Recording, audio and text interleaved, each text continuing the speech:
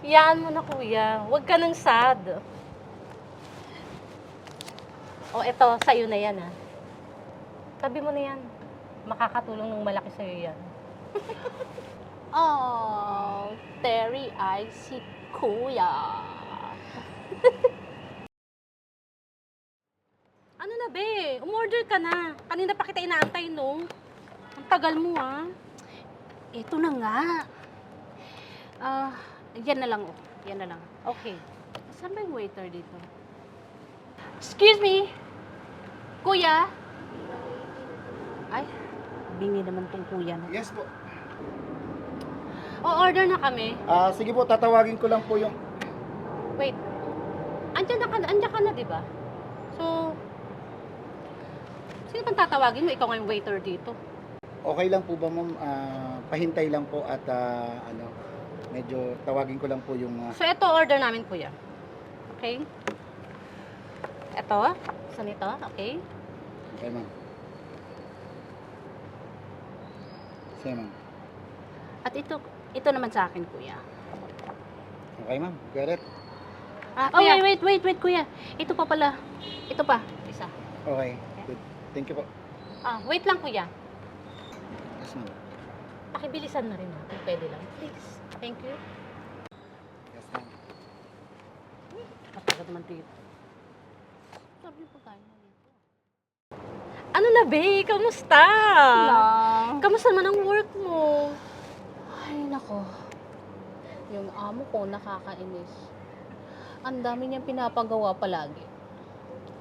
Sinabi mo pa. Yung boss ko nga, yung dami-daming utos. Nakakainis. Buti na lang talaga at payday today! So, nasa mood ako, bebe. Same, bebe! Mamaya ha, shopping tayo after nagkain ha. Of course! I love it! Here's your drink, ladies. Oh, English. Wow, Pa-English-English si kuya. Ay, naku. Okay po ba tayo? Yes. Alam mo, be, maswerte pa rin tayo sa work natin. Oo, stress, pero okay lang. Tingnan mo naman si Kuya Waiter, oh. Kuya, magkano sound mo dito? Po. Actually, For sure, maliit lang. Ganun talaga, kuya. Push lang yan. Kaso, be, mukhang may edad ni si Kuya Waiter. Baka hindi na kayang i-push kasi it's too late na.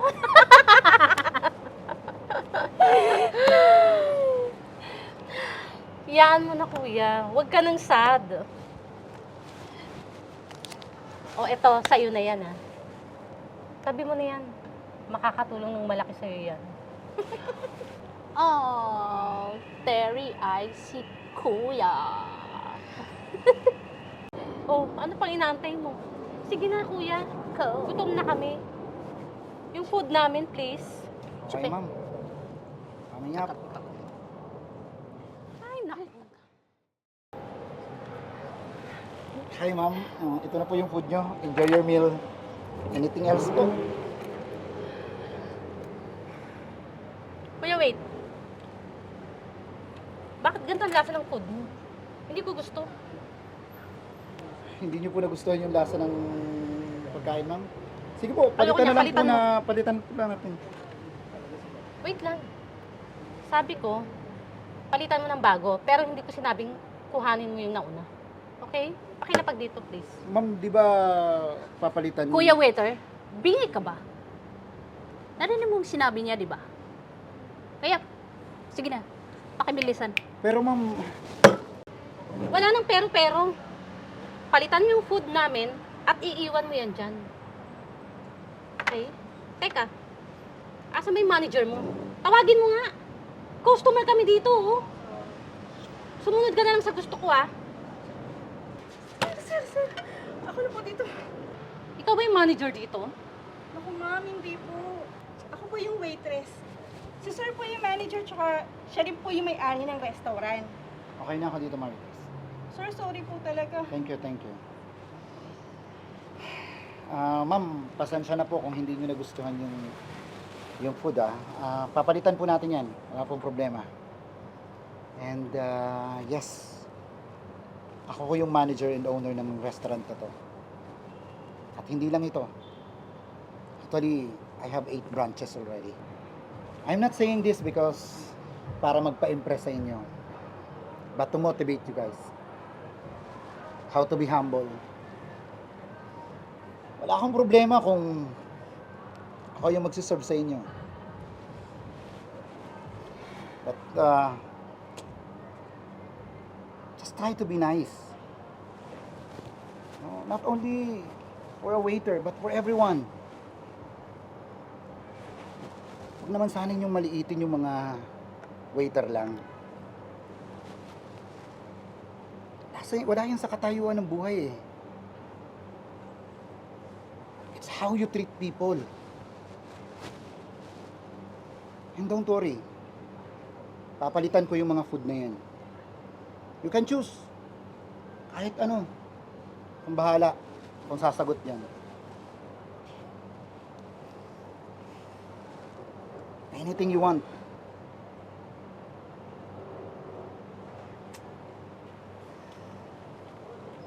Ma'am, I appreciate this. Pero, ibibigay ko na lang to kay Marie Chris. Marie Chris? Sa'yo na to. Opo, thank you, Ma'am. sir. Siya naman yung mag-a-assist sa inyo eh. So, deserve niya to. Thank you.